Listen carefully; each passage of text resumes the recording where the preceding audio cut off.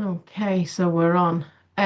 So and I did put some notes in the chat, so if you can't see them, I can copy and paste them.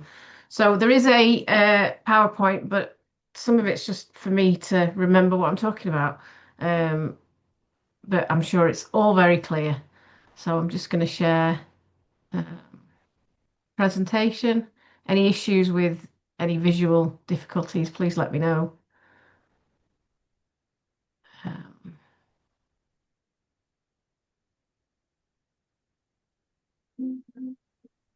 okay. So is everybody able to see that correctly? Nobody's saying no, so I'm going to assume so. So, as David's kindly introduced me, I am Fiona Wells. I am an adopter and I am an adoptee and I am also a social worker. So, this is my little map of Fiona. I've done court work, child protection, duty and assessment, independent social work, um, supervising social work in fostering, MASH social work. So it's a really good range of different types of social work jobs. Um, and recently just got a job to work in a across the children's homes, working as a safeguarding lead. I also have three adopted children, and I was a relinquished baby in 1977, so very different from my children's journeys. And a few years ago, I came into crisis with my kids, and I realized there was a lot of negativity in the world of adoption that was unseen, unheard, and unspoken about, predominantly because it's not understood. And so I founded Patch, which is Passionate Adopters Targeting Change with Hope. However, it is becoming about SGO and kinship carers. So at some point, the logo is going to change and it's going to be PAT, sorry, PA plus TCH. Um, and we campaign for change. We try and teach people and help people understand our world as adopters and our children's worlds of adoptees. Um, and we try and do it fairly and passionately with hope. And sometimes we have to have tricky conversations because people aren't listening. And there are many factors in the world of adoption that are difficult, tricky, and um, I feel, and the patch community feel, needs further examination and change. So that's a bit about me. As I mentioned, crisis with my own three children has resulted in this journey of patch. I'm very proud of patch, and I'm sure that the patch members here will agree. It's important that we raise the voice because actually our children's needs are being missed. And it's not just our children, it's kinship care children, it's SGO children, but because the children are essentially are the same. Okay, so just to start with, I want you to have some thoughts about these questions because I think they're really important and they kind of set some of the tone for the presentation. So if you were to suffer a critical injury, could it heal on its own? Hmm. When, Yes. sorry?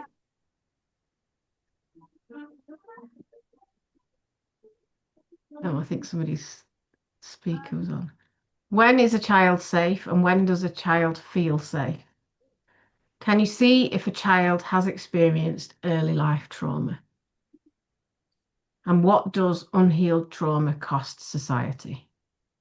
So some of the obvious things to point out, I suppose a bit of housekeeping in the sense it's not housekeeping, but I can't think of what else you could call it. Again, this isn't just about adopters. This is very much about children who've come from court proceedings, who've been removed due to harm, and it extends to a bigger arena than that. But obviously, I can only speak as an adopter. I can't speak as an SGO carer. I can't speak as a kinship carer.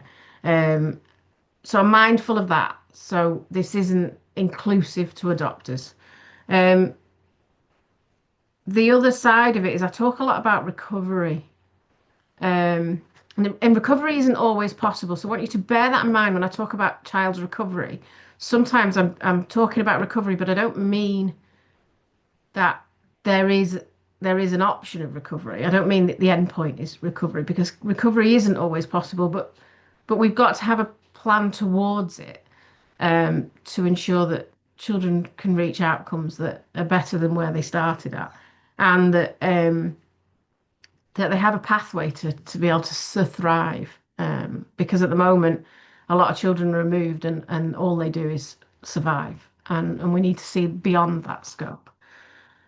Um, and I suppose a lot of the conversation and dialogue today is around there's a gap in the system. That's not Patch being negative, that's us being really honest. We know there's a gap.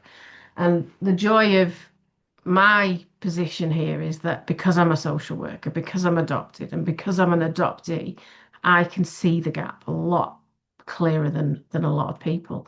Um, so I just want you to keep those bits in mind whilst we're talking, because I suppose the other word is I'd use trauma a lot. Trauma means a lot of different things to a lot of different people. So I am using one word to simplify the narrative. And I don't mean to, when I'm talking about trauma, I'm talking about trauma that's resulted in a child being removed from their birth family. So it's usually not one thing, it's usually more than one thing, it's usually more than three things. Um, so just to keep an open mind about my wording, and if anybody needs any clarification, then please do come back to me.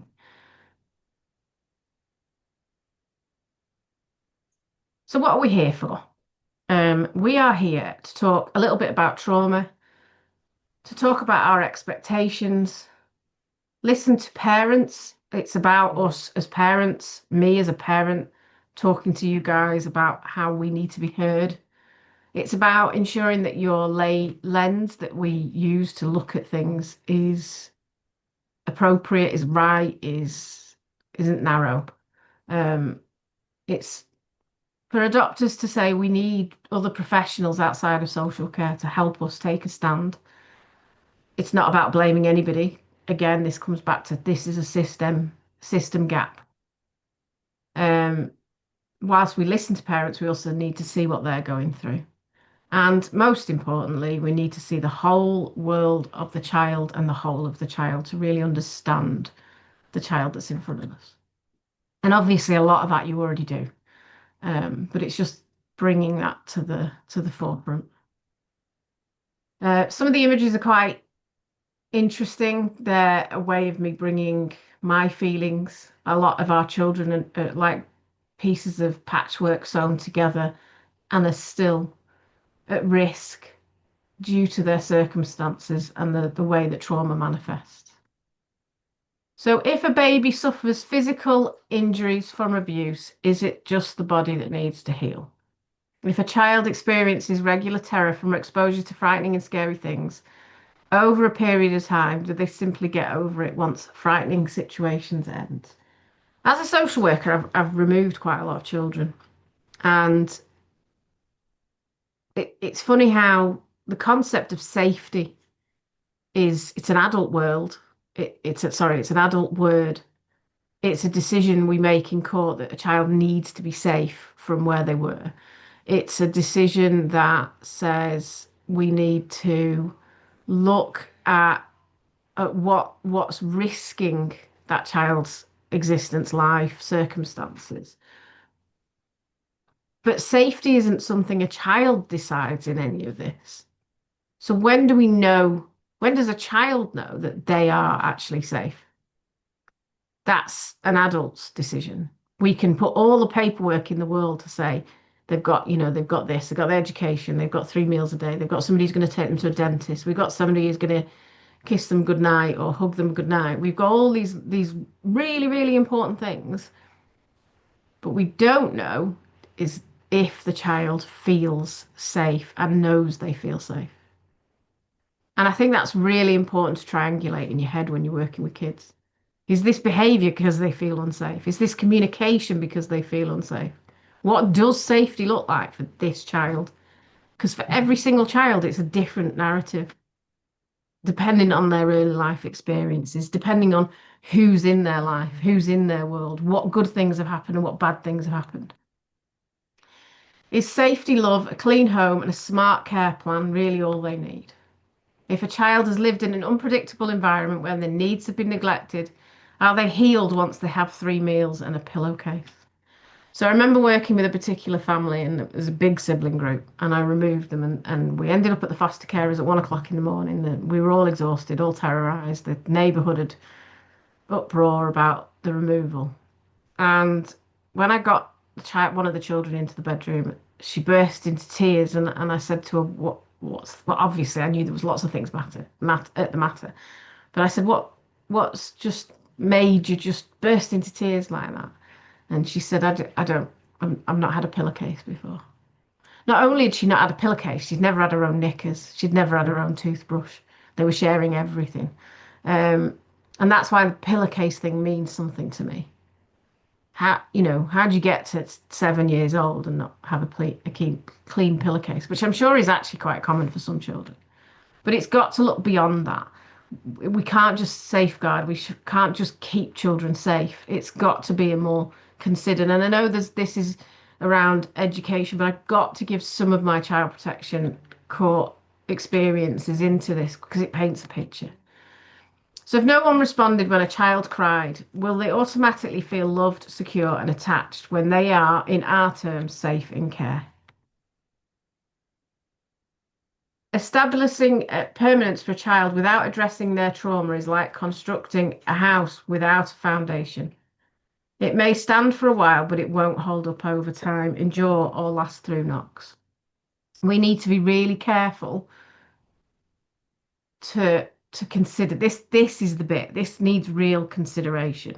We are not looking at repair, recovery, healing when a care plan is written.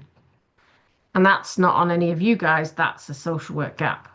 But you guys work with the children, I work with the children, and we need to be conscious of that because there's a gap. Like the Grand Canyon needs a bridge right across it where repair, trauma recovery is right there in the centre. Because at the moment, what they have is not enough. And love doesn't heal trauma.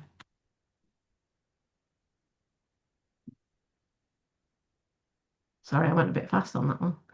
And I'm not going to read everything because the slides can be sent out. As I said, there's not enough time spent addressing trauma in the care system.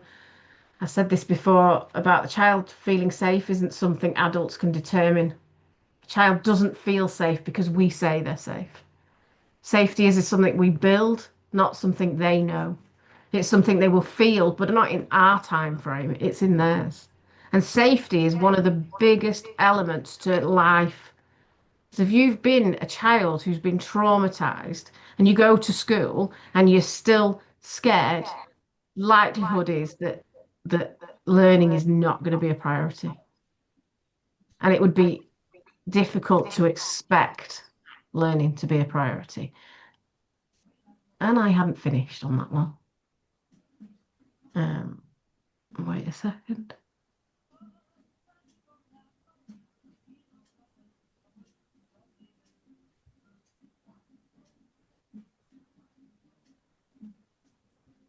So trauma, especially from early years or in utero, is rarely treated or planned for. Care plans focus on practical needs, their education, their health, the family ties. We do not focus on emotional recovery.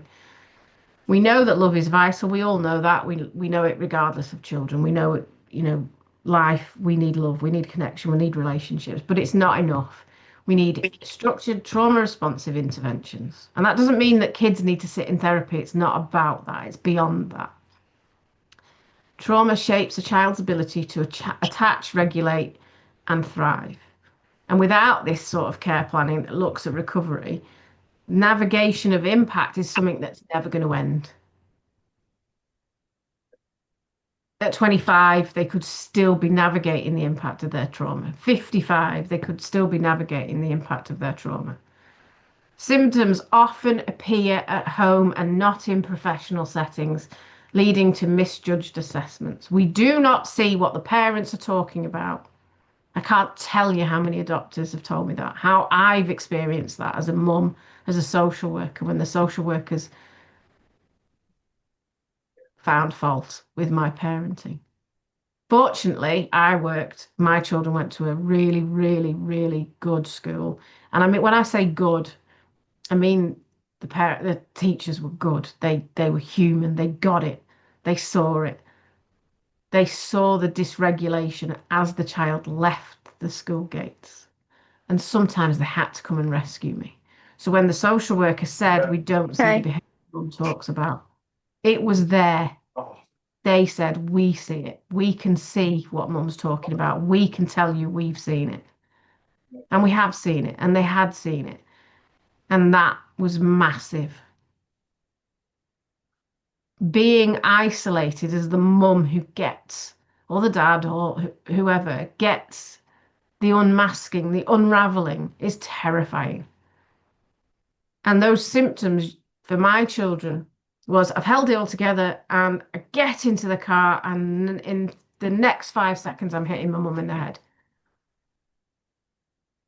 So you have to sometimes think about what's going on outside of your view, outside of your lens. And remember that children who've been through trauma don't show their worst to everybody. Some do, obviously, but not all. My children certainly didn't. And they're really aesthetically pleasing children. I mean, they're absolutely goddamn gorgeous. And butter wouldn't melt was a phrase I used to get all the time. But the anger that they let out at home was horrific. Horrific.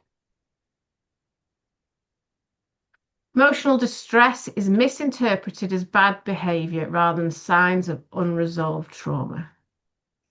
So my daughter is 15 and she can't live with her brothers because they were too violent. Um, and for the first time in her 15 years, she has revised. She has sat and done homework because she is safe. Sorry, that makes me quite emotional.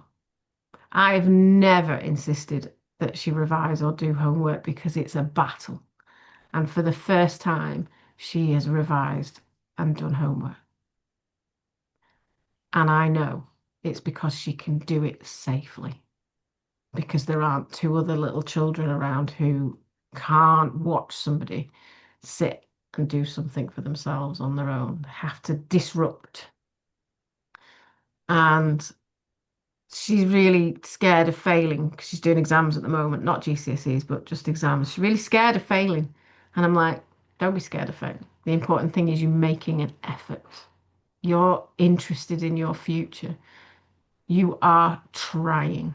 She's beyond trying. And that's safety. She feels safe enough to learn, to take an interest in her life, to concentrate on the world around her. You'd have seen her last year, you'd have been horrified because now she's safe. So until trauma is prioritised, the care system will continue to fail the children it aims to protect. When I say fail, I mean fail. There are there is child after child after child in this country from SGO, from kinship, from um, adoption, from fostering, going in back into the full care system where they are in residentials, in Airbnbs. The failing is is there, and unfortunately, lots of people are choosing to ignore it. And that's what Patch is trying to get through is that we need statistics, we need numbers, we need data, we need to know how big this problem is.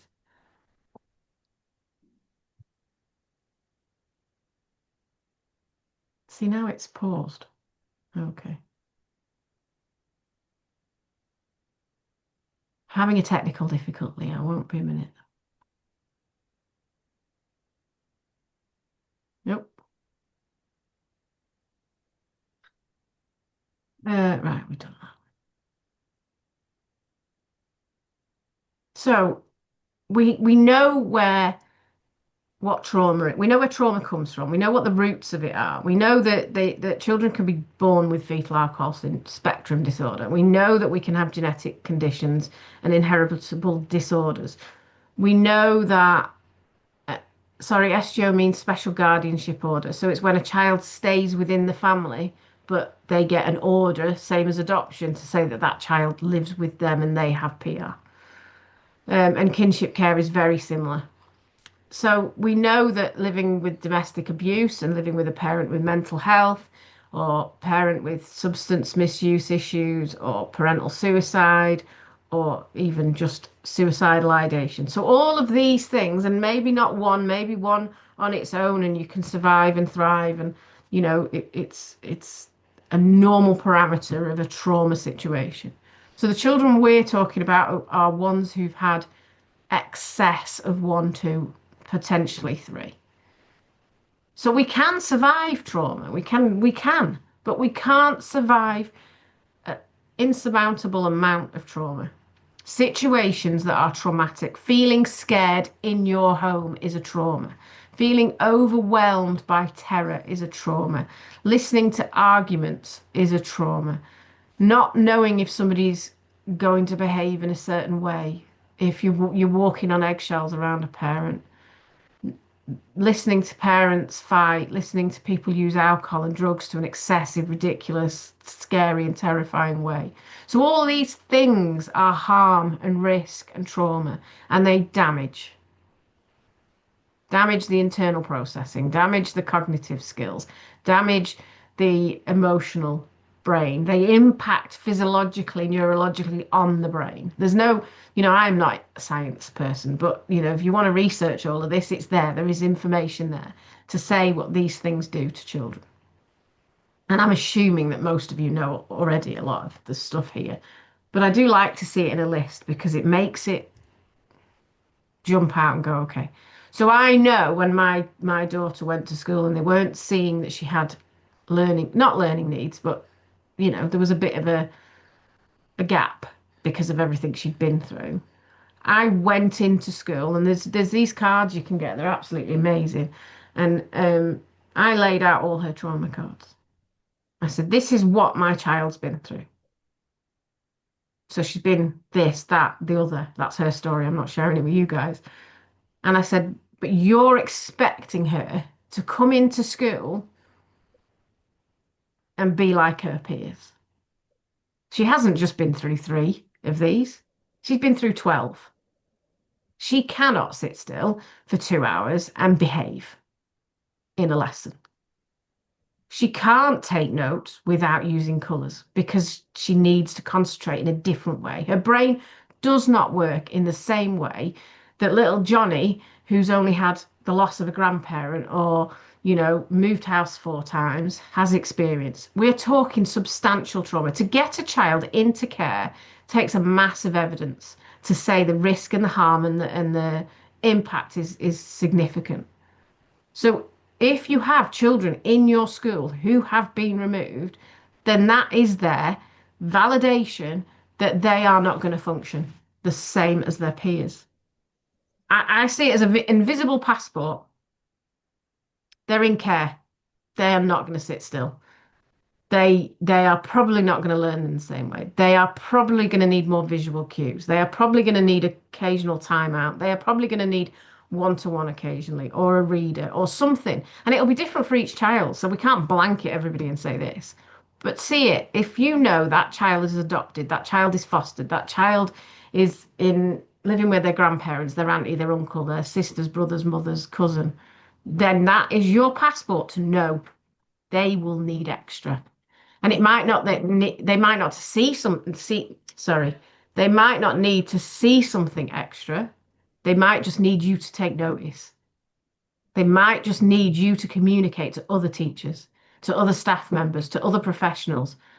Not not in a blacklisting, not in a saying outcomes will never be reached, but in a way of saying, look, we need to just validate that journey. We need to remember that journey was terrorizing, that it was scary, that it was frightening, and that they've been through something we can't understand or name or label or function around. We have to put in place some narratives that says we need to think outside the box for this child.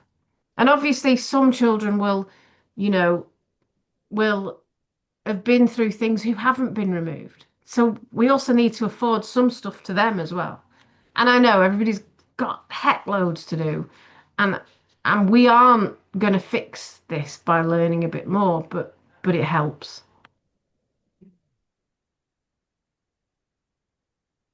So this is my case study children. They don't real. They don't exist. I've created them. So on the left, well, I'll show you who they are anyway. So misunderstanding leads to blame-based lenses. Lack of consideration. Oh, by the way, I'm dyslexic, so if anybody sees any spelling mistakes, just move past, please. Um, a lack of consideration for the whole child, the whole of the world, narrows our perspective. When we assume, we risk causing harm. We must look beyond what is immediately visible and hold space to see more than the snapshot in front of us. We need to listen, we need to look, we need to hear, and we need to stay curious. Punitive action builds crisis. When you've got a parent in crisis because of child's behaviour, trauma symptoms, whatever's going on for the child, and you blame them, that creates a bigger crisis. It doesn't solve, it doesn't fix, it doesn't make the parent suddenly do things very differently because actually the root issue is probably the child. So we just need to try and triangulate our thoughts and what's in front of us a little bit more. And if you see something different, say something. Bit like on a train. If you see something, say something. It's the same with this. We need to question things, we need to query things, and we need to be really vigilant. Um, so here are the children. We have Kenny. He was removed due to serious neglect and physical harm, emotional and physical neglect, lack of food and comfort, physical abuse as a baby, and exposure to shouting and domestic violence. So what we know is that his core processing will be vigilant, hyper vigilant. He will have a survival mode technique. He will go into fight or flight or freeze. He will look around a lot, trying to figure out where is the danger, what's coming, what might happen, what might not happen. The likelihood is he can't sit still in class. Likelihood is his thoughts are pounding around his head and he might have feelings of anger or he might try and disappear into the background. He might say things that aren't true because he's disassociating. That doesn't mean to say you assume that he's lying or disassociating, obviously, but consider it. Then we move on to Harper and Tommy. Um, they were born into violence, neglect, and addiction. They lived in unstable, unsafe environments. Tommy was injured before he could crawl, and he was removed for safety after the signs of physical abuse were discovered. So a neighbour took them to the police and said, "Here are injuries. This doesn't make sense." And then we move on to Daisy. Daisy was removed from her birth family at age 2 after experiencing neglect, emotional abuse, exposure to substance misuse, exposure to adults engaging in criminal activities, and violence in the home. So we know about Kenny. Kenny, again, I said he's very, very small window of tolerance. He's aggressive. He's got anxiety, sabotages things. He's hyperactive, shuts down, push and pull dynamics. Very, very socially bright, knows how to, I know this isn't politically correct, manipulate. Um, he's quite sensitive, loves history because it's about stories, loves religion because it's about stories, and he loves animals, and he loves cheese, beans, and salad cream.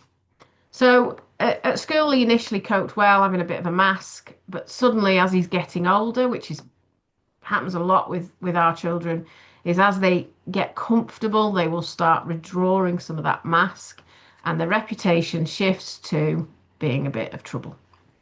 The care plan written for removal says that he should have therapeutic trauma informed parents.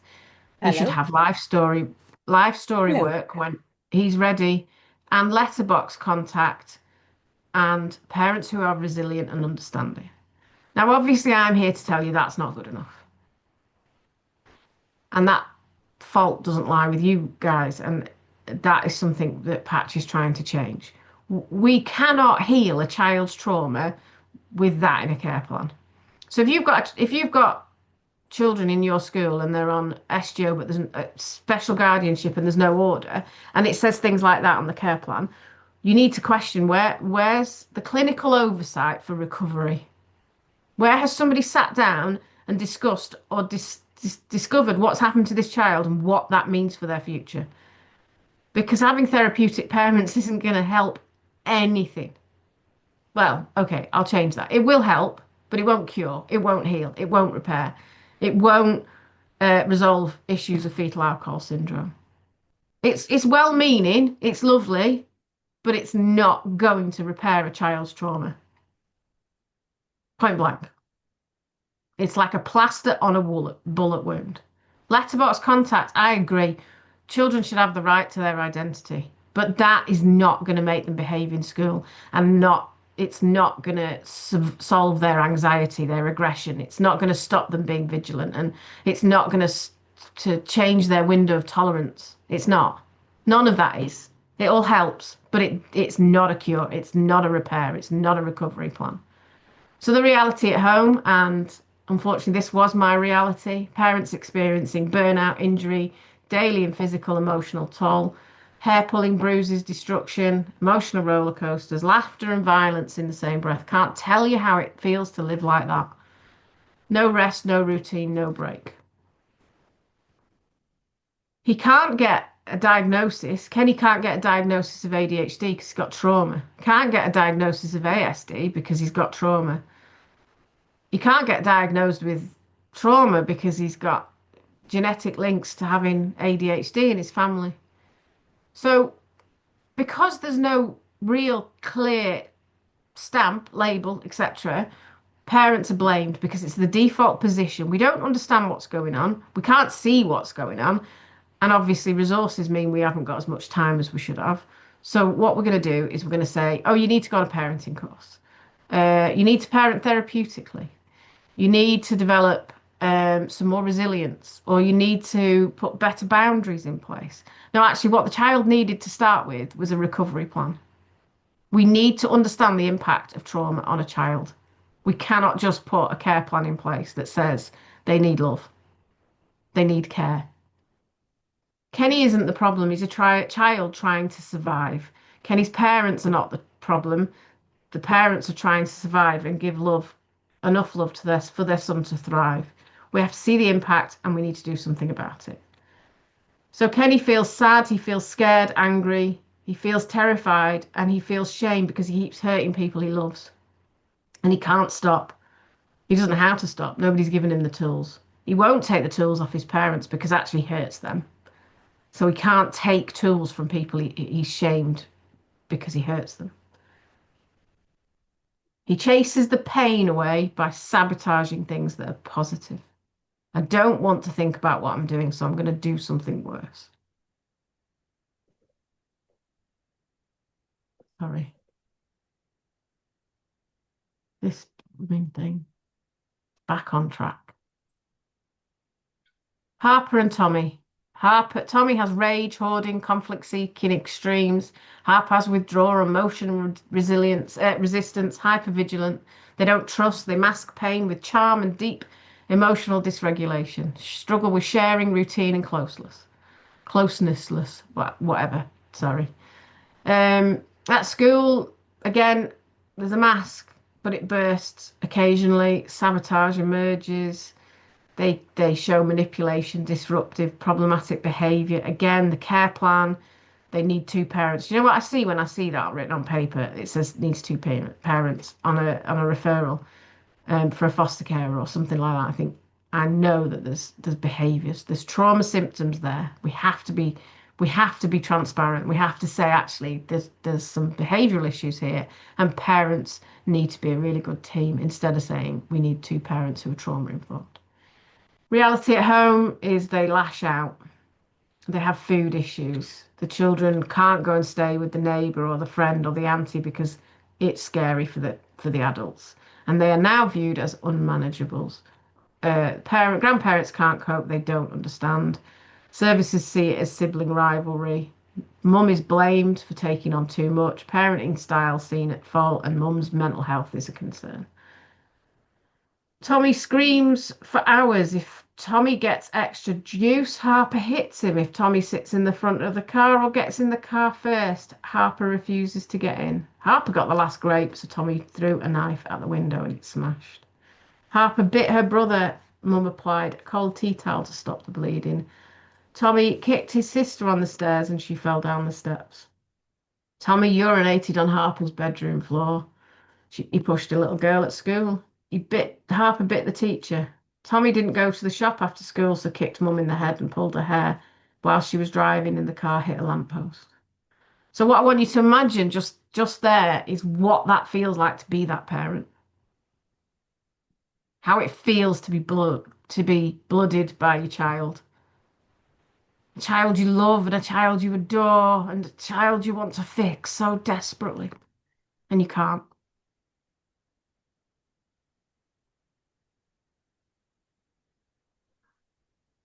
Daisy, she's smart, creative, charismatic, volatile, anxious, and overwhelmed. Aggressive outbursts. She's got very low IQ. She cannot. She's got auditory processing. She can't. She struggles with interaction. She is very has a lot of suicidal ideation, but doesn't really understand that. And the care plan again. Parents need to be trauma informed. They need to be resilient, and they need to have. I'm sorry, I'm going to stop there. You can be as resilient, the most resilient person in the world. But if you have a child who's aggressive, abusive, day after day, hour after hour for years, your resilience means nothing because it's gone. Reality at home, hypervigilance, warm and loving sibling fighting, school refusal, daily battles around school. It's all about control, push, pull. Outside the home, Daisy was violent, volatile. She couldn't stand strangers getting into her space, but nobody understood that. They just saw behaviour. Services see learning difficulty. Mum blamed for the lack of boundaries. Parenting style seen as fault. Mum is a risk. Dad left because Daisy never accepted him. Daisy feels unlovable. She feels fear. She pushes people away. She sabotages. She tries to be unlovable.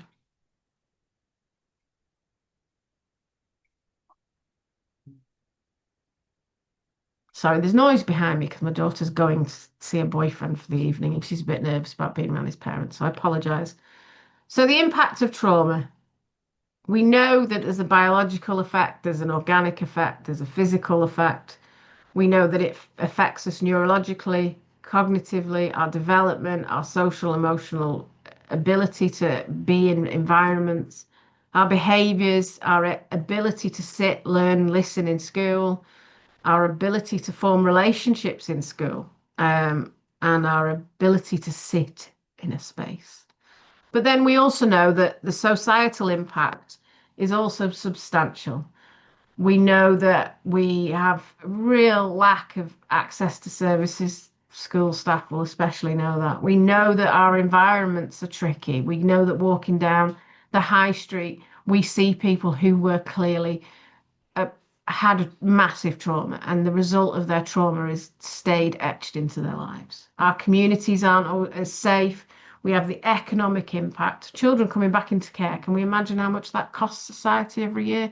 Because they haven't healed and everybody's blamed the parents. And then we see the system is seeing trauma symptoms as a parental failing.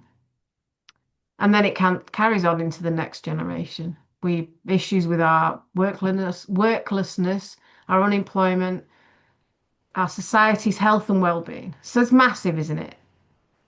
It's not just massive for one person, massive for everybody. There's a cycle, there's a pattern, there's a way it manifests in each family, the way it costs society, every element of society, because we've got unhealed, unrecovered, unrepaired trauma, which our children carry, like little rucksacks on their back with a stone that's heavy. So when social care remove children, they fill in all this lovely paperwork. Well, not all of it, some of it's filled in by other people. So we have medical records, we have our chronology, we have our case notes, we have our position statements, we have what do family and friends think, we have our massive, massive court bundle to remove a child. Loads of evidence, loads of police information, school information, expert reports. A SWET means social evidence template. It's where a social worker sums up everything they've got to say. Now, there is a section on trauma and it's tiny. How how that can be. I've read a court bundle because I did independent social work, which means I did court assessments. And I've read a bundle that was, I think, 1,700 pages. And in those 1,700 pages, there wasn't probably 2% that was about the impact of the trauma on the child's life. Lots of things about, you know, the opportunity for parents to reduce the risk of whatever were happening. They got substance misuse workers, or they got counselling, or they were given a family support worker. Um, there's lots of things about, how the child's health is going to be maintained and what dentists they're going to go to and what, school nurses are going to do and all these different elements of a child's life. But there's no separate document that clinically considers, analyzes the impact of what's happened. Now, I know children are removed at birth, but they count too because actually the impact, the traumas happened in the womb. We have to see the whole picture. We have to write it down. We have to analyze it. We have to have a clinical oversight on how each child individually can repair and recover from what they've experienced. We need to make sense of their world. We need to see the whole of the world. And it's not a document that's then done. It shouldn't be sealed with the rest of the court bundle if the child's adopted or put into a kinship or a special guardianship placement family. We need it to be there as a passport, as a validation. This happened to this child. This may impact on this child's functioning, the child's ability to do A, B, C, and D going forward. And therefore, we need to make sure that parents are scaffolded, that parents have this, that parents have the support, that actually they're believed. Can't tell you how many times I have to tell professionals about my children's journeys. So we've got our big court bundle. It's not considering the clinical trauma, repair, recovery, etc. So let's think about that for Kenny. There's a gap. I go back safety again. Does he know he's safe? What has his journey been like? What is the whole of his world? So going back to my story, I'm adopted, but I wasn't abused and removed. I was relinquished. So I was handed over, as it were. But that's still a trauma for me. There's no off switch. There's no, oh, you're adopted. Well, you've got a family now, it's done. I'm staying adopted for the rest of my life. That is a thing for the rest of my life. It's not, it's done with. It's not, it's over. There's no switch to say, okay, you don't need to think about that because it's done. So imagine that for Kenny.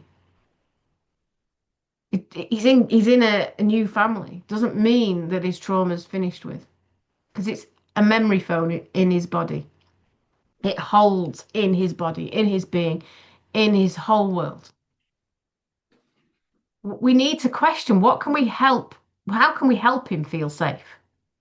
We need to know how to help Kenny repair. And repair isn't always possible because if they've got fetal alcohol syndrome or something neurological or something that's genetical, sorry, big words scare me. We can't, it's not about recovery, but it's about a pathway to thriving. But it still needs to be written down and noted. We need to help him build connection, to feel safe, to hold space for him. We spend so much time on building evidence and talking about risk reduction, of removal, of safety, but actually we're not talking about the child's safety. We're talking about what we think of safety. He's away from his mum and dad now, so therefore he's safe. Okay, but he doesn't know he's safe because he's 4. Safety doesn't mean anything to him. The word safety means nothing. It might mean about crossing a road or not chewing a pencil. He doesn't know that now he's in care, wherever that care is, that he's safe. And sometimes we just need to spend a little bit more time considering that. And and that's not just about social workers or teachers or any, it's about the world. We just need to remember that the impact of harm stays in your body. It stays there. It doesn't go away. There's no off switch. We need to consider the whole world, the impact and effect of trauma. We need clinical oversight. We need to provide validation, and we need to outline what each child needs to thrive. And this is really messy, but this was just, I had to write it down. So when we're doing our nice court documents as social workers, we start off with having our safeguarding referral with the complete our support, our assessment. We look at support and interventions, and then we might complete further assessments. And then we look at where's our evidence, where's our thresholds, where's our significant harm, and then we move on to all the jargon, care planning, legal planning, public law outline, and we do more assessments. We look at resilience, protective factors, strengths, capacity change, vulnerability, threat, risk, impact, all these big, big concepts. We're taking in all this information. We're really analysing every family. We're looking to see what words we can use to sum up stuff for court. We do the welfare checklist, which is a statutory process. We look at the wishes and feelings of the child, the physical, emotional, education needs, the likely effect of change in a child's circumstances, age, sex, background, relevant characteristics, harm the child has suffered. 1.1. This harm, this risk will trip a child up for life. And that's it. Hundreds and hundreds of pages of volumes of words that's reduced to a few lines. The child needs therapeutic parenting or care. The carers need to be resilient. There needs to be a specific parenting style. What about recovery? What about repair? What about the fact they won't be able to sit still in class? What about the fact that they may need a timeout? What about the fact that waiting to go to the toilet for 2 hours is not going to be something they can do because actually their bladder holds trauma memories. And when they're anxious, they need to go to the toilet. So if a child is in your class and they've been through care system or you know that they've got a history of trauma, sometimes you just have to break those boundaries a little bit because sometimes they're telling the truth that they need that extra wee.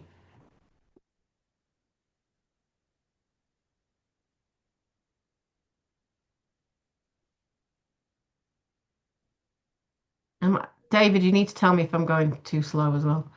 Um, my biggest this campaign started as parents need to be heard and that parents need to not be blamed for trauma symptoms.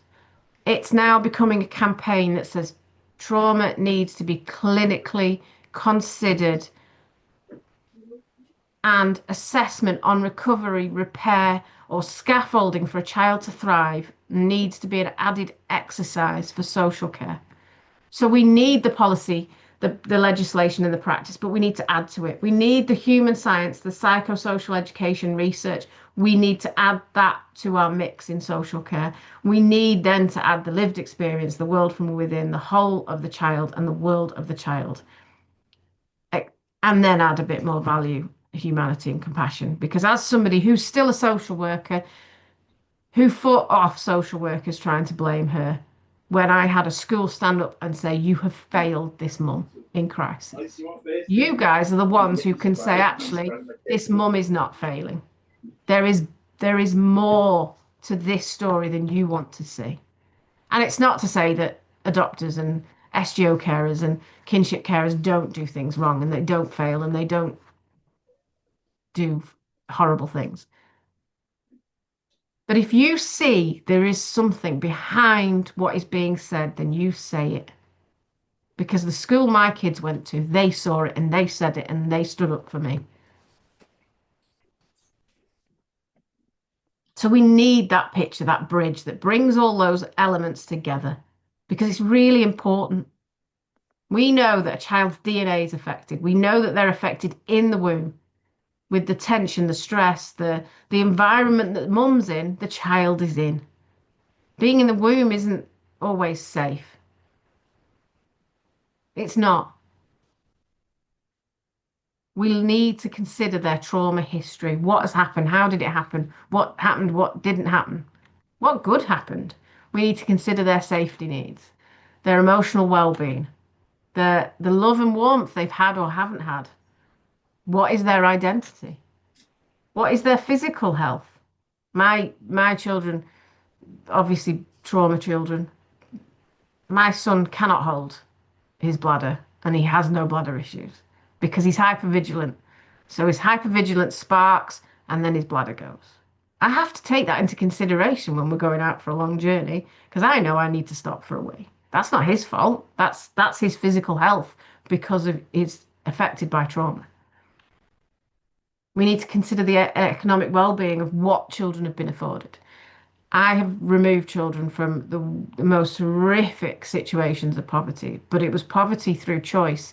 I know that sounds controversial, but dad was taking the most amazing amount of drugs every week and not buying his children things instead. So they had one toothbrush for six children. They didn't have their own underwear. They were sharing everything.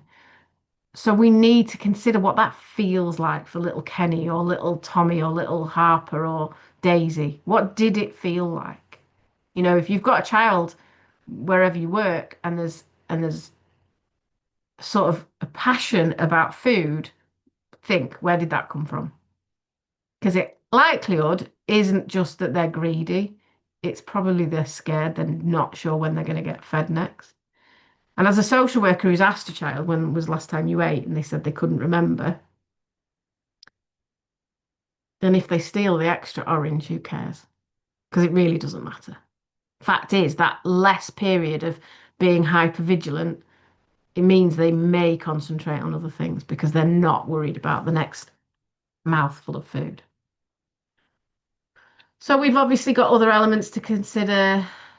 Every area in the UK is different in the sense of our thresholds are different, our legislation remains the same, but thresholds are different, which I find a really scary factor. Parents are different, our knowledge, our histories, our family lives, our relations within our families, our engagement and the engagement of birth families with services. We need to add more of this in. It's not just healing for children, but it's also taking stock of where parents are. Birth parents too, they've likely suffered trauma and it's unseen. That doesn't mean I'm saying it's okay. I'm just saying we have to widen our lens. We need to consider the neurological and psychological impact of trauma. I can't do that as a social worker. So we need to put people in our teams that can do that. We need to give permission to show emotions and express. My 13-year-old son does not know how to express an emotion safely. When he's around people he can feel safe to express emotions to, we get whatever the mask reveals within seconds. We need to consider parents, their lived experience, their here and now, the development, the voices of the family. So this is what I call my impact map. It's trying to be a map for every family. So you see all of the family. We need to map the impact of trauma clinically. What happened that shouldn't have happened? What should have happened that didn't? There's a lot to think about. So it's not about us doing social work, but it's just about making sure that we are triangulating what's in front of us. Oh, my slide worked here, didn't it? So here's Kenny and Daisy and Harper and Tommy. So most children have one or more ACEs. Daisy, Kenny, and Harper and Tommy have way, way more. So for you guys, or for anybody as a parent, sometimes we have to think about what that physically, emotionally, psychologically looks like. My children can't sit still at all. Not during dinner, not in a lesson, not watching a movie, not in the cinema. They can't not look behind them and see what's about to happen. They cannot, although they are beautiful and bright, social and wonderful, learn at the same style or type as their peers. And I know we can't collectively group everybody in a class together, but there is a difference. My children all wear masks at school, and it comes home and it blows the house apart. And parents get the brunt of that mask coming off. It means nobody's planned for their recovery, their need for repair, and nobody's holding space for the family to be safe. It means that parents who love their child are lost in a cycle of trying to help and trying to find help and be understood. It means walking on eggshells. It means the future is scary for everyone, and especially the child. It means the parents ask for help, they may face blame. And I cannot tell you how horrific that feels. It means nobody's focusing on the child's need to heal, recover, or truly thrive. And there's a lost opportunity where systems create chaos, cause harm, and perpetuate crisis.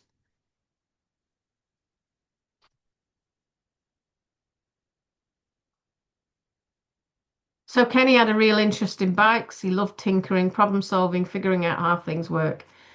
He had patience when it comes to repairing things, figuring out what went where and how it went. But the chaos around him meant nobody could nurture that. So all our children have beauty and they have creativity and they have talent and they have uniqueness and skills and strengths. And do not bring the word resilience anywhere near me because it doesn't exist in our children. It's a coping strategy, it's a trauma reaction, it's not resilience. Life interrupted by trauma means their light dims a bit. And if we had a repair and recovery and repair plan, a healing platform, a clinical oversight on what these children need, then Kenny may end up doing something beautiful and brilliant with his skills. Where could that love of tinkering with bikes have led him to? Working for an engineering company? So it's about thinking beyond what the impact is. What does it mean for the beauty and the light inside these children? Inside my children? Will they get to thrive because nobody's helping them deal with their anger? And I'm not a therapist, but a parent isn't supposed to be a therapist. Tommy loves animals. He was calm with them. They calmed him down. They helped him breathe. They brought him comfort. He didn't feel afraid. What could that have looked like if he got the prevention, the intervention that he needed? Harper and her drawing, she could have become an architect. But instead, there's a likelihood that her trauma is going to continue tripping her up in her life. The vulnerability, the need for push-pull relationships, the need for control, the need to sabotage positives. Daisy loves music. Daisy even went to a rap school and made some music. She longed to be in the music club. She couldn't sit still in class. She couldn't manage her temper when being spoken to by people she didn't know and understand. So she dropped out of school. She became a non-school attender. Nobody understood her and nobody could really get through how to help her learn. But imagine where she could have ended up if somebody had looked at repair and recovery. And it's not about writing children off either, but it's not about ignoring it because we don't want to talk about what our children's outcomes are because it's too negative and we can't be negative. But actually, let's be realistic. If we put things in place, I don't know, so from a school's point of view, we have boundaries that are slightly different, which I know is complicated and hard, but they may see a glimmer of hope in their learning day, like I'm having with my daughter. She doesn't live with her brothers now and she's learning. And why? Because she's safe. And she's 15 and she'd tell you that herself. And she's put me through hell. So I know what her safe looks like. Her safe looks like sitting still and learning. Well, not totally still. She still jiggles her legs, which drives me mad. If unhealed trauma is the greatest cost for society, why are we not planning their recovery? A beggar's belief. Where is our space for recovery? Trauma happened. Where's the recovery? The default position is to provide love and care and a clean pillowcase. instead of plotting and planning and helping and looking forward with recovery and repair. So systems avoid treatment because it's cheaper, obviously. And we don't want to predict the outcomes, but instead we ignore it. Which I suppose the other element as well is it's really, really scary living with children who are dysregulated a lot. So when we think about Kenny, Harper, Tommy, and Daisy, and you're seeing hypervigilance, manipulation, emotional outbursts, defiance, poor concentration, disorganization, mistrust, push-pull, etc., don't focus on behavior, ask what's behind it.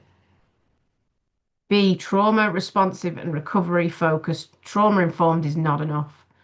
If you see a snapshot of this child's behavior, imagine what it's like living with that behavior, those trauma symptoms. Oh, I went a bit fast then. It's having two screens, it keeps annoying me.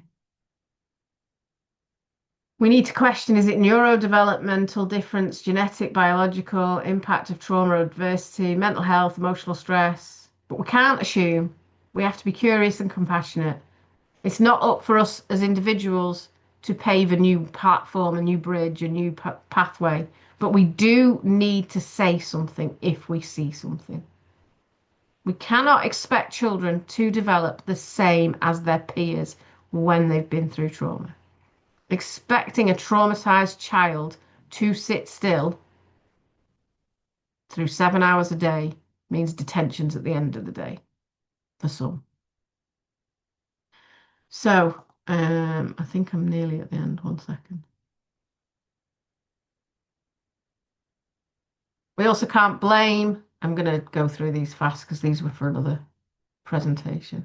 Blame is a broken tool. It builds barriers. It prevents collaboration and it prevents prevention. It looks past trauma as the root cause, signs fault rather than solutions, magnifies the crisis rather than resolve, eliminates opportunities. Often the doctors say, we didn't think adoption would be easy, but we didn't think we'd be blamed and shamed for trauma symptoms that came along before we did. If you can't see what we're seeing, the issue is the lens you're using. Zoom out, look closer and look deeper. Punitive measures cost everybody, but mainly the child. Child protection doesn't help anybody. And a parenting course is not going to fix anything. But children who've been through trauma, I'm not talking wider narratives on that. So you can't do it all, I can't do it all, none of us can do it all, but we can question things and we can challenge things and we can stand up for the different narrative and the different triangulation of information. We need to see the whole child and the whole of the world. We need to understand trauma symptoms may only be released at home, directed at people they feel safe with. We need to ensure that we are looking beyond blame. We need to stop being quiet, not saying you guys are. And that is pretty much it. Oh, and so finally, I think a really easy way of taking this forward is seeing that if a child has been removed because of harm, abuse, neglect, etc., you can see it as that is a critical injury rather than dismissing the fact that now they're safe, it should all be well. Trauma is a critical injury. Science tells us so. Neurological science, psychological science, human science. It tells us so. So I'll end there and I'll stop sharing my screen and open for questions. I hope that was all right. Yes, can I just say thank you so much. That was so powerful and so just made you think so much, and as you say, quite deeply about things. As an adopter and as a teacher, I wish I had listened to this at the start of my journey because it makes so much sense. Thank you, David. That really, really helps. So if you want to put your questions in the chat, or you want to just raise your hands, we can do either. Yeah, do anything. Just ask anything, Yeah, honestly. Like, you know, yeah. So I do have imposter syndrome, so if it sounds like I get a bit passionate, it's because I really want to make sure my views come across. Nancy, go for it. I don't know how to raise my hand on Zoom, so I'm sorry if there's a better way to Don't do it. worry. right. I just wanted to thank you for your comments on resilience. It absolutely drives me up the wall. The number of times I'm told that my daughters just need to be more resilient. It Yeah, doesn't, agreed. yeah, it just thank you. So thank you for that. Sends me into a spin. Yeah, it's a horrible way of people dismissing things that are going on in a child's life. Or as parents, you just need to be more resilient. No, no, no. Go for it, Michelle. Sims. Hiya.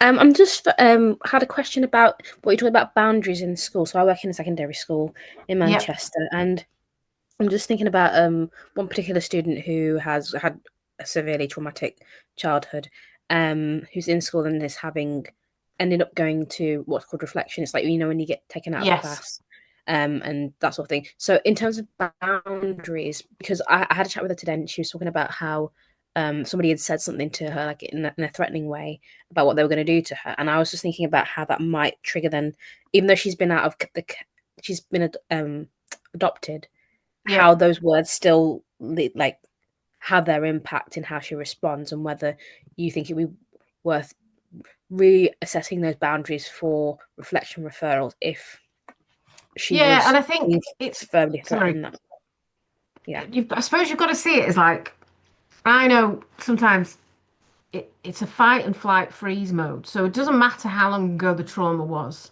Mm-hmm. That stays, and you've got to see it as memory foam. So if that's a trigger and it enlightens a light and it just blows up, Mm-hmm. then immediately that child needs to know how to get themselves safe. But obviously that's a thinking skill. And if you're Yeah. in fight mode or flight mode, you can't think. But you can remember. So if you can come up with a strategy in a calm place when she's in a safe space where she knows that if she gets heightened, she can do something, and I don't know your school and I don't know this child, that gives her a feeling of safety. So I can think of examples for a younger child, but we used to work with a little girl who around meal times was triggered because she was often not fed. So what we did was she took a pebble that her foster carer gave her into her pocket, and when she was feeling anxious, she touched the pebble and know that remember a conversation. The foster carer was called Becky. Becky has told me I'm getting my lunch today. Now that's really Mm-hmm. simple, and it may need to be more complicated, but it's about what can this girl remember when she's in fight, flight, freeze mode? What can she do to remind herself that actually, whether somebody said something, I don't know, called her something, said something that's really horrific, that's not even that horrific, but it has triggered her, that can bring her back to a safe cognitive thinking, I'm okay.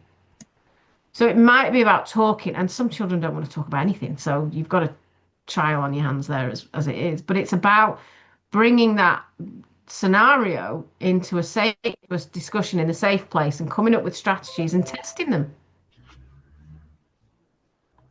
Yeah. That's great. Thank you so much. That's helpful. Thank you. I think it's Michelle There is a next. book as well called the Trauma Recovery Handbook by Betsy DeTerry. It's written for parents, it's written for professionals, it's written for psychotherapists, and honestly, it's amazing. So I do recommend it, and I don't make any profit from recommending it, but Betsy's awesome. Got Michelle next. Thanks, David. Hi, Fiona. Hi, are you okay? Yeah, I'm all right, thank you. My question might be a little bit couple of pronged, actually. I'm a bit Oh God, David, I can see you can't see Fiona. I don't know where she's gone. I'm here.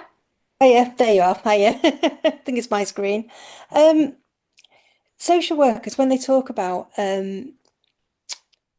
boundaries, which always makes me laugh because I get told that I don't put any boundaries in place. My children don't have any boundaries. And yet I've been told that my children have beautiful manners. I've been told that I got told by a therapist that oh, you've put so many boundaries in place, and yet it just astounds me that the first thing social workers say is you put no boundaries in place. And you just think, do you know what I mean? That is the first Yeah. go-to that they say. And it's, I don't know, it just astounds me. And I know that you know a bit of my background, Yeah. but to anyone else, I've lived the last 5 years. My children were taken wrongly removed, and I've spent the last 5 years trying to get them back. And they're now both living in residential schools, which is probably the best place where they could be. They're in Witherslack schools. But our relationship's destroyed. A relationship with my 30-year-old daughter, she's adopted, as you, where she was a relinquished baby. That's destroyed. And they just, they seem to have just done a whirlwind through our life and family and totally destroyed all our relationships instead of setting out what I think social workers are supposed to do is to care and to think about the children. It's not a holistic approach and it's not a whole family approach. It's, I don't even know what the approach is or what the approach is that they initially wanted to do, but it was take my children at all costs because of an incident with my son. And it's just, I don't know, I don't even know what I'm trying to say, but what I feel I is know what that, you're trying. I know what you're trying to say, and I think some of the information you've given there has kind of painted the right picture. There is no approach. There no, is no policy. There is no process because it doesn't exist. Society evolves, but along society's evolution, we don't always, our processes and policies don't catch up. So whilst I can tell you I'm very mad with certain social workers because of the way I was treated, I yeah, do see that the gap's the actual issue. mm, So the gap is that we were dealing with relinquished children. We're now dealing with traumatized children, and we're clever. We're better at understanding psychology and all the rest of it, and we know that actually there's a there's a deeper value base here. But unfortunately, social workers aren't being trained to see that, and that's what Patch's campaign's about, as you well know, is that we want there to be a policy, a process, an element to this where we take stock of what's going on in this family's life, so we see all elements of it. So but rather than just go into the default position of blame, shame, oh, you've not got enough boundaries in place. You're too punitive. You're too slack. yeah, Children need boundaries. yeah. It's always the parents, Absolutely.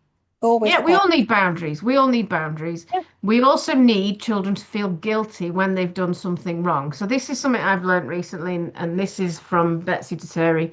I've done a trauma course with her. It was amazing, outstanding, fantastic, brilliant. So she goes on about the fact that children need guilt. They need to know when they've done something wrong so that they can understand the impact of what they've done. What we don't want that guilt being married to is shame. Yeah, So it's having the health to be able to feel guilty about what you've done, what the impact of it is, but then not feel like you are a bad person because you did it. yeah, It's about making sense of the world around you. But if our social workers and our policymakers aren't making sense of the world around us, then we're in trouble, aren't we?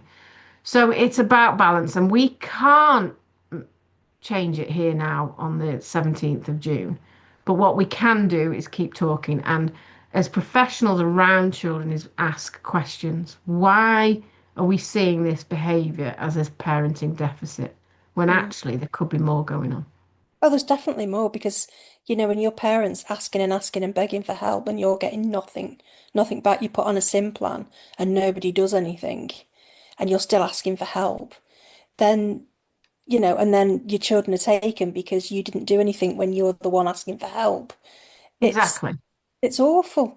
And But there's horror stories within in Patch, and we need things to change for our children, for the future children yeah, that come into care, because actually I don't want to say it's too late for mine, but like my daughter will never speak to a social worker again because they twisted things. oh yeah, But we need prevention. We need evidence-based interventions. So, there's a lot of therapists out there and a lot of therapies out there that do absolutely nothing.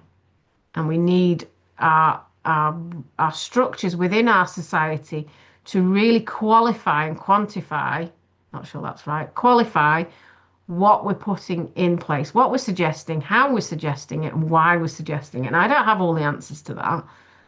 no, Um, I know. but we do need to get better. So social workers are going to continue failing families, and they do a very, very good job in many, many ways.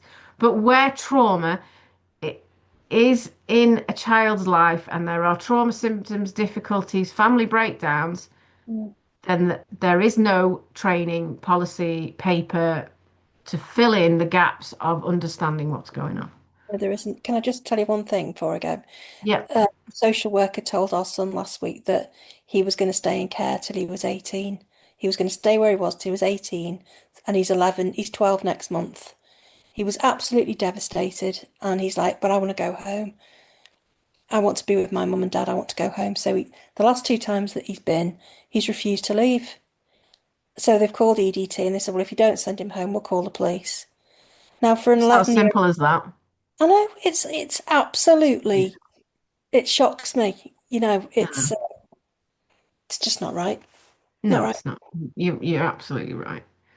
But thanks for the question. I hope that helped. Anybody else for a question or a comment or a statement or feedback? Anything? I want to make a comment. Hi, Leanne. Hello. So, to introduce myself, I'm a member of Patch, and I probably annoy Fiona on a daily basis because we're always talking about things. But I also work in education as a behaviour and learning support mentor, and I have an adopted daughter who was 6 when she came home with a lot of anger, and we have a birth son. Um, I was going to ask, but now I'm starting to think. The more I think about it, the more I believe it.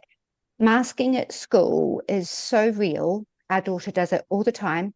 And her Senko at her school always adds, when I say her behaviour's been awful, the Senko always says, at home, Leanne.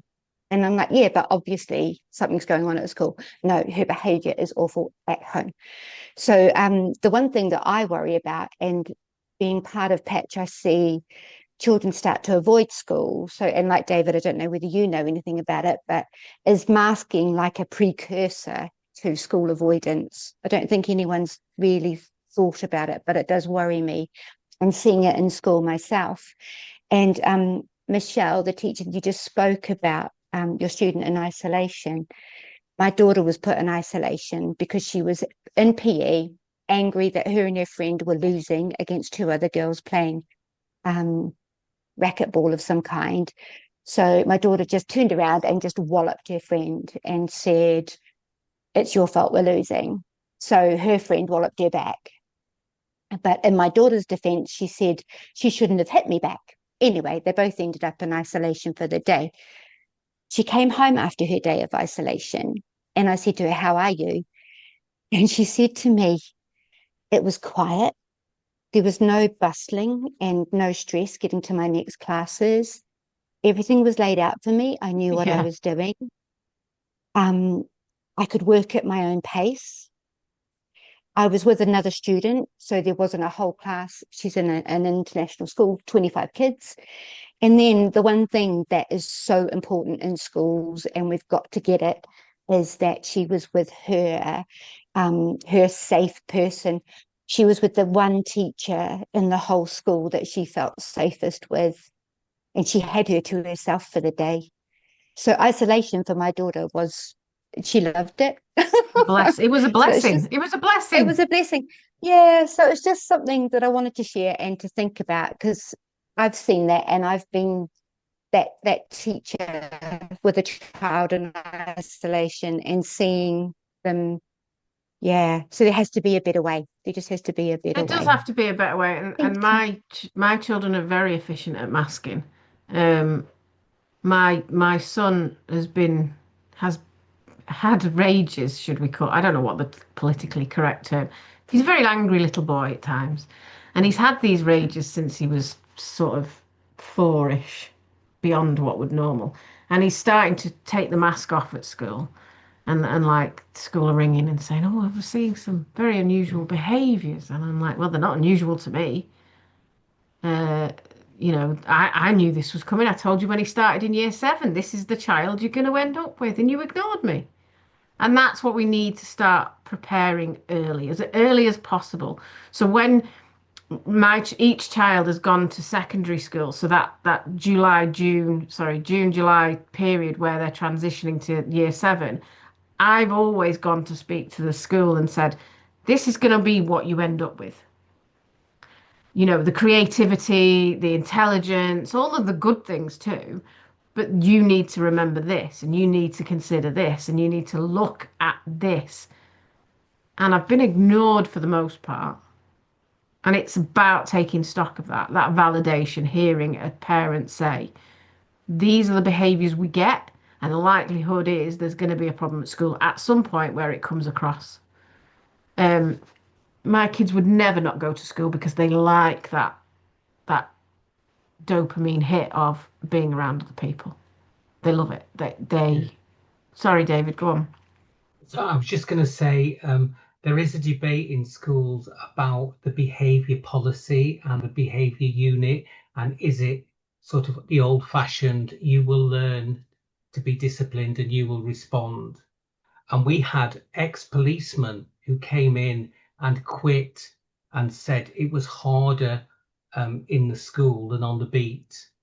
We've also had other people who feel that they just need to be loved, so there's no boundaries at all, right? And that's Sorry, I just shook my head then. Equally frightening, that you've just got to love them. And that's why I really wanted to put this course on, because I think in schools you need to educate the teachers. And that's so important that it is. Because they suddenly pastoral. Sorry, this is my own personal point of view. Is a way for promotion. So sometimes you've got brilliant people in the pastoral system. Other times you haven't. But whatever you are, you need training, and this is why this is so important. But I also say there's some questions in the chat. Oh yeah. Well. Okay. I'll just say one more thing on the masking, is that like my if you look at my son's behaviour, which is problematic at the moment, and he doesn't live with me, by the way, because he was too violent for my daughter to live with continuously. He gets detentions last period of every afternoon because he's held it in so long he can't carry on. So I'm very conscious that we can't afford flexibility for every child because we don't live in a perfect society. We also have to make sure boundaries are really implemented. But I actually think sometimes some of the boundaries don't make sense. Like really bonkers things about earrings, or, like my daughter takes so much pride in her earrings. So taking pride off is quite troubling. So for me, it's about, let's keep boundaries, let's be safe, let's be sensible, and let's be flexible where we can. But also we have to think deeper about the boundaries, the masking, what do parents see at home. Whenever my children had a major meltdown, and I mean major, I would then go and ring the school the next day and say, not because I wanted the children to be told off, but because I wanted somebody to connect with them and say, you okay? Because what you did wasn't very nice, and your mum's a bit worried that's impacted on you. Not to reinforce, oh, you shouldn't have done that. It was more about checking in. So there's a balance of being therapeutic, but you have to have sensible, safe boundaries, because our children need to know how to be safe and sensible and how to thrive and live in society. We can't just go, oh, you've had trauma, therefore everything's going to be paved out for you in life. It's not about that. The boundaries are more important, if anything, but they have to be sensible and they have to be fair. And I wasn't always that good at that bit, but as I get older and my children get older, I am becoming pretty superb at it. Um, and I think it's about safeness, sort of fairness, and just qualifying what am I doing, why am I doing it when you're putting boundaries in place. Somebody want to read a question to me because I can't It's scroll and think. Abby Lees. What are the key things we can do in secondary schools to help support the recovery of our students who have experienced ACEs or have been involved in care adoption system? For me, a lot of children want to hide, and I think ignoring a child's history can be detrimental for some children and can be hard for some children. And I think it's about asking the parents, how can we help your child feel safe at school? Because parents know their children.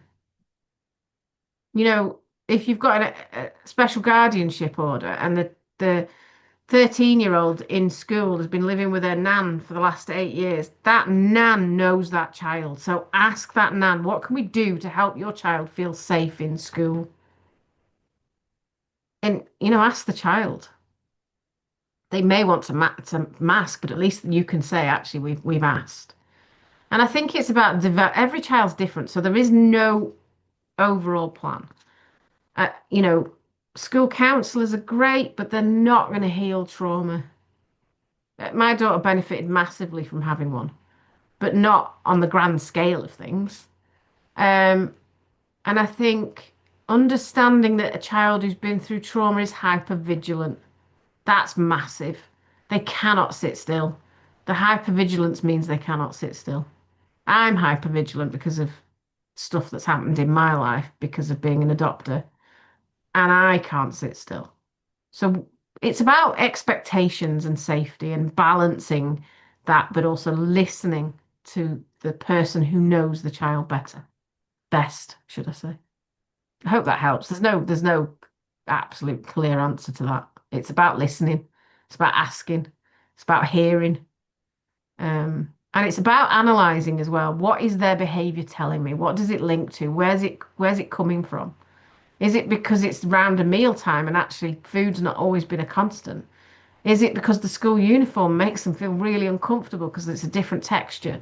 Is it because they know it's 2:50 and they're going home, and actually going home, even though they're adopted, is still a trigger because it reminds them of things that used to happen?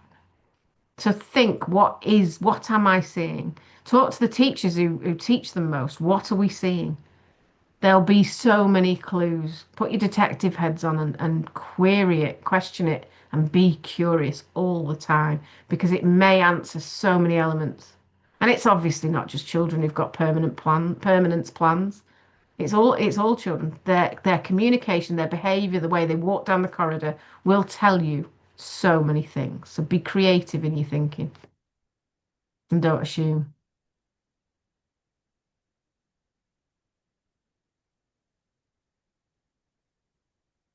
Does anyone want to ask anything or say final comments?